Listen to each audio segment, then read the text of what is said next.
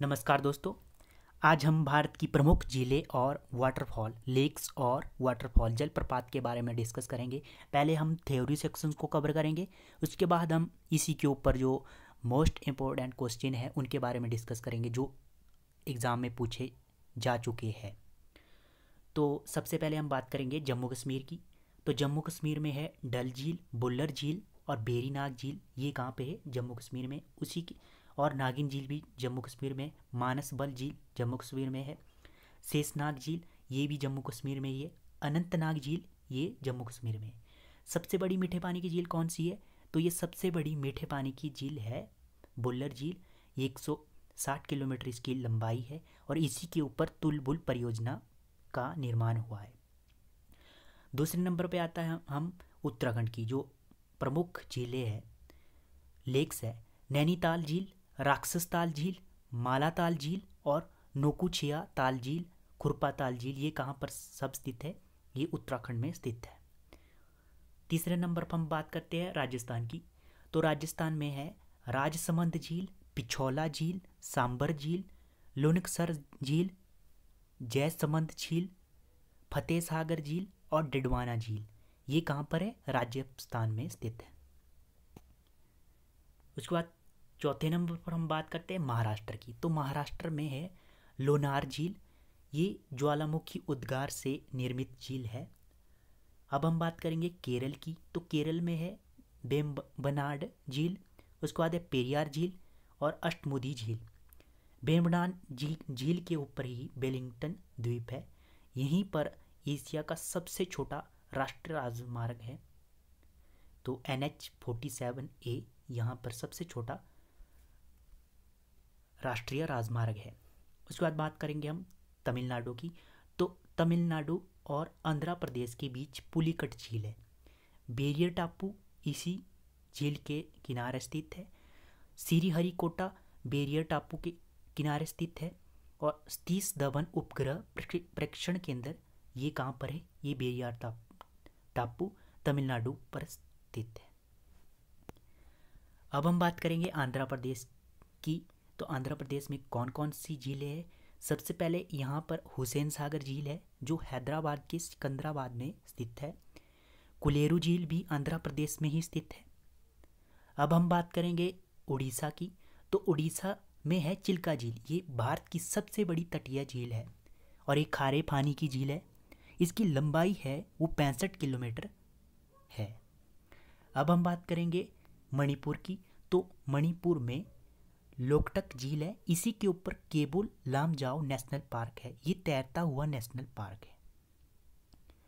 अब हम बात करेंगे इसके महत्वपूर्ण जो बिंदु है। तो जो वाटरफॉल है, जलप्रपात है, उनके बारे में हम जान लेते हैं। गरसोप्पा और जोग, इनके दोनों का नाम गरसोप्पा और जोग। गरसोप्पा का नाम ही जोग है। तो ये साबरमती नदी के किनारे स्थित है और इसकी जो ऊंचाई है 255 मीटर है। ये नर्मदा नदी के किनारे है। इसकी जो ऊंचाई है वो 183 मीटर है। पायाकारा ये नीलगिरी क्षेत्र में है। नीलगिरी की पहाड़ियाँ उन्हीं के क्षेत्र में है। ये 161 मीटर इसकी ऊंचाई है। धुआंधार जलप्रपात ये पूछा गया है क्वेश्चन एग्जाम में। नर्मदा नदी पर स्थित है। फनासा नर्मदा नदी पर स्थित है। शिव समुद्रम ये कावेरी नदी पर स्थित है। अब हम बात करेंगे जो लेक्स के महत्वपूर्ण बिंदु है। तो सबसे पहले बात करेंगे हम विवर्तनिक झीलें। जो विवर्तनिक झीलें हैं ये कौन कौन सी है? तो कश्मीर की बुल्लर झील जिसके ऊपर तुलबुल परियोजना इसी के ऊपर है। उसके बाद है ज्वालामुखी क्रिया से निर्मित झील। तो ये महाराष्ट्र की बुल्डाना झील जिसे लोनार झील भी कहते हैं। लेगुन और अनूप बनाने वाली झीलें कौन सी है? तो ये चिल्का झील लेगुन और अनूप बनाती है। उड़ीसा में है चिल्का झील। पुलिकट झील तमिलनाडु में है। कुलेरू झील आंध्र प्रदेश में है। ये लेगुन बनाती है। उसके बाद अष्टमुदी झील केरल में है। ये भी लेगुन बनाती है। हिमानी द्वारा निर्मित झीलें। तो ये कुमायून हिमालय की अधिकांश झीलें हिमानी द्वारा निर्मित है। जैसे कि राक्षस ताल उत्तराखंड में है, नैनीताल उत्तराखंड में है, भीमताल उत्तराखंड में स्थित है। उसके बाद वायु द्वारा निर्मित झीलें, तो राजस्थान की सांबर, डिडवाना, बाना और पंचभद्रा और लुनकसर झील वायु द्वारा निर्मित होती है। अब हम बात करेंगे बुल्लर झील, डल झील, पांगसो झील, जम्मू कश्मीर की। सो जो है ये झील ये लद्दाख में पड़ती है। तो लद्दाख में इसे हाल ही में से सो झील को रामसर साइट में शामिल किया गया है। ये 37वीं झील है जो रामसर साइट में शामिल की गई है। अब हम बात करेंगे नैनीताल, भीमताल, ये उत्तराखंड में है और अष्टमुदी, वेवनाड और कयाल ये केरल में है। कलेरू और पुलिकट ये आंध्र प्रदेश में है। अब देखिए पुलिकट ऊपर तमिलनाडु में थी, इधर आंध्र प्रदेश, मतलब पुलिकट जो झील है ये आंध्र प्रदेश और तमिलनाडु के बीच में पड़ती है। उसके बाद बात करेंगे हम सांबर और पुष्कर झील, तो ये राजस्थान में है। लोनार झील महाराष्ट्र में है। लोकटक झील मणिपुर में है। चिल्का झील उड़ीसा में है। सुकना झील ये चंडीगढ़ में है। सुकना झील चंडीगढ़ में। परशुराम कुंड ये अरुणाचल प्रदेश में है। निजाम सागर ये हैदराबाद में है। उदियाम ये मेघालय में है। फुल्लर झील ये उत्तर प्रदेश में है। अब हम इसके बारे में जो इसके संबंधित क्वेश्चन हैं उनको डिस्कस करते हैं। तो चिल्का झील भारत के किस राज्य में स्थित है? तो चिल्का झील कहाँ पर स्थित है? ये उड़ीसा में स्थित है और ये लैगून बनाती है। इसी के ऊपर केबुल लामजाओ तैरता हुआ नेशनल पार्क है। बुल्लर झील भारत के किस राज्य में स्थित है? तो बुल्लर झील जम्मू कश्मीर में स्थित है। ये भारत की मीठे पानी की सबसे बड़ी झील है। पुष्कर झील कहाँ पर स्थित है? तो ये राजस्थान में अजमेर में स्थित है। उसके बाद which is the highest waterfall, सबसे ऊंचा जो जलप्रपात है कौन सा है इंडिया का? जोग और गरसोप्पा, ये 255 मीटर की ऊंचाई पर स्थित है।